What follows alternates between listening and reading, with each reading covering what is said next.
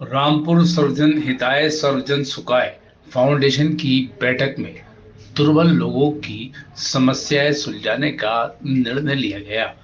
सर्वजन हिताय सर्वजन सुखाय के तहत एक बैठक राम बहादुर सागर के आवास पर आयोजित हुई।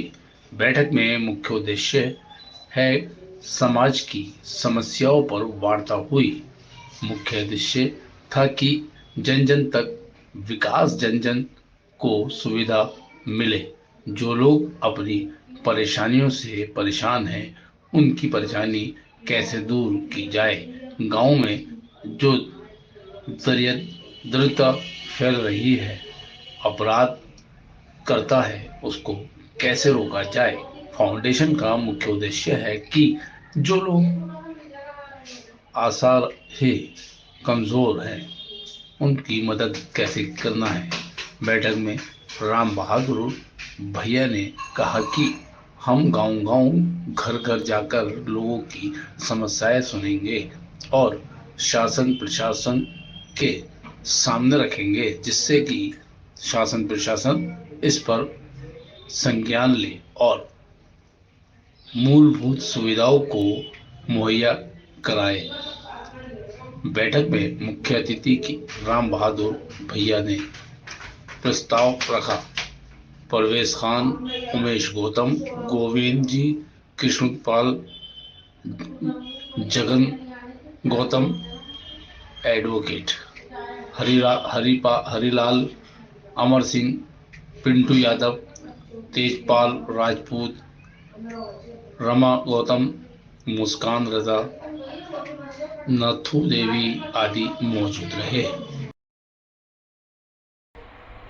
ये जो संगठन हमने बनाया है, बहुत सोच समझ के बनाया है, समाज की मदद के लिए बनाया है। जैसे कि हम लोग समाज की मदद कर सकें संगठन से। ये संगठन हमने एक आदमी के लिए नहीं बनाया है, पूरे समाज के सब जातियों के लिए बनाया है। इसका नाम तो हमने रखा है सर्वजन हिताय सर्वजन सुखाय।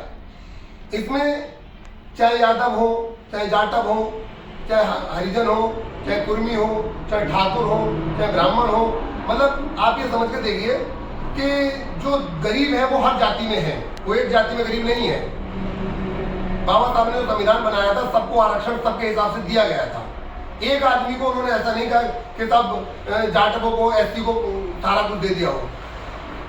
ओबीसी के हिसाब से ओबीसी को दिया, हरिजन एससी के हिसाब से एससी को दिया, मुस्लिमों को उन्होंने बहुत अच्छा जो दिया, उनको जो संविधान में बना दिया कि क्या कहते हैं उनको,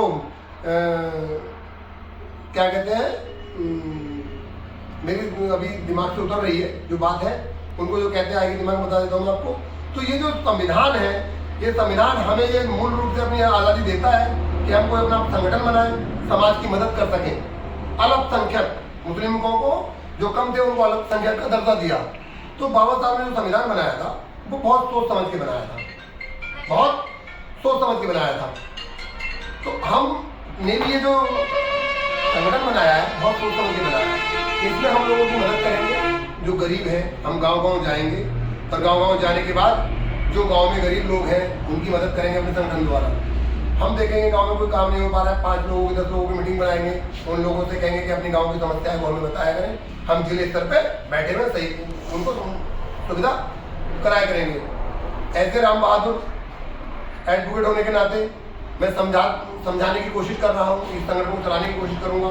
जिससे कोर्ट कचहरी के आपके काम है, थाने तहसील के काम है, आप लोगों को कोई काम आ जाता है तो आप निसंकोच मेरे नंबर पर कॉल करें। आपको 24 घंटे मेरा फोन खुला रहता है, कभी भी मेरा फोन बंद नहीं होता।